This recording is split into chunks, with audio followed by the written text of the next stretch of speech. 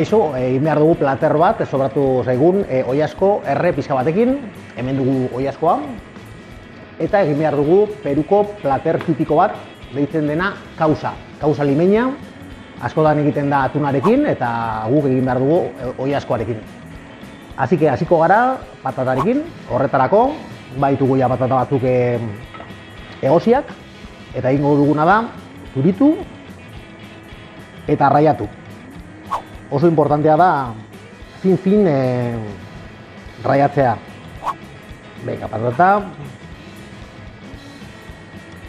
raiadorea.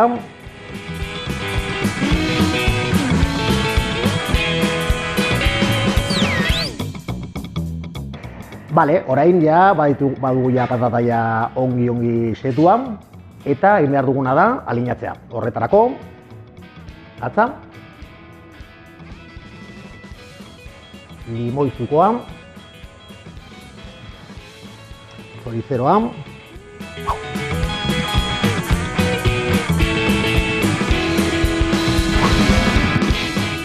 eta honek behar du ere bai, girasol olio pizka bat ere bai, botako diot, pikin bat,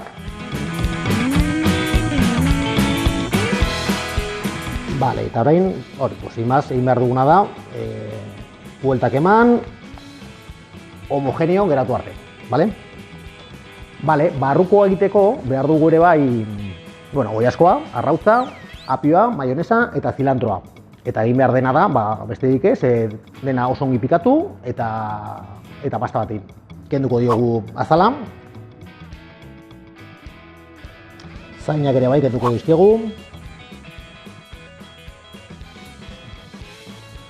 Eta hasiko gara pikatzen.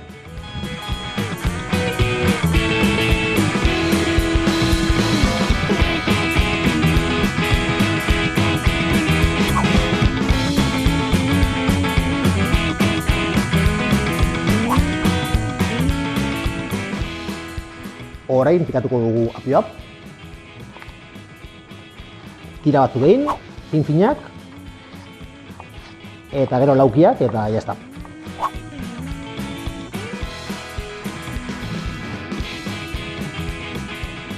Orain arrautza, moztuko dugu, txiki-txikia ere bai.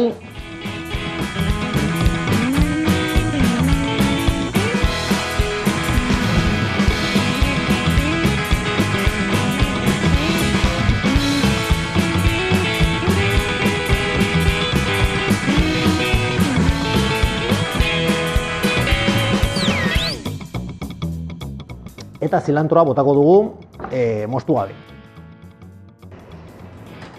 Eta bukatzeko maionesa. Eta barrukoa prest.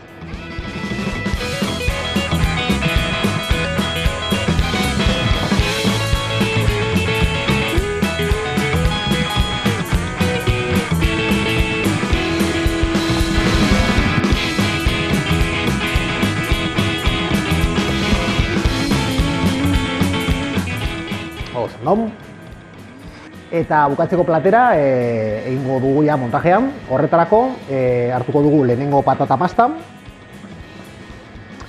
Lehenengo guztiko ditugu eskuak, pixka bat. Egiteko bolatzo behar dugu, bolatzo bat behan jartzeko eta beste bat egoian jartzeko. Molde izan daiteke txikia, hau bezalagoa, edo izan daiteke bandeja handi bat ere bai, Bale, pues ja dakagu jarrita gure lehenengo kapa, patata kapa. Eta orain bestean goiarakada bat.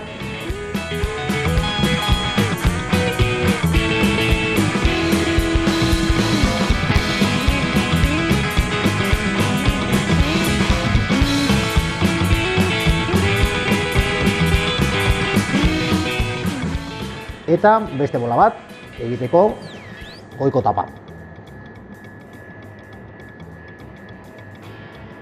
Eta barrura.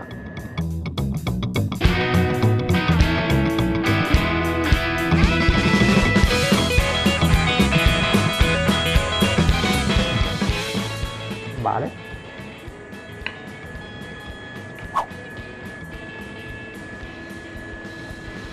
Eta hortxe dago. Eta bukatzeko egingo duguna da, maionesa pixka bat bota, gainetik.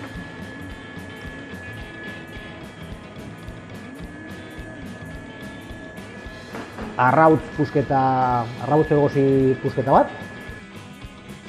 Eta cilantro pixka bat ere bai.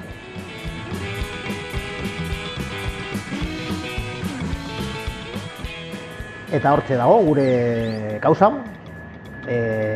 Oilasko pixka batekin egindakoa. Ensaladia moduko bat, desberdina, eta espero dut zuen gustoko izatea, eta hori da.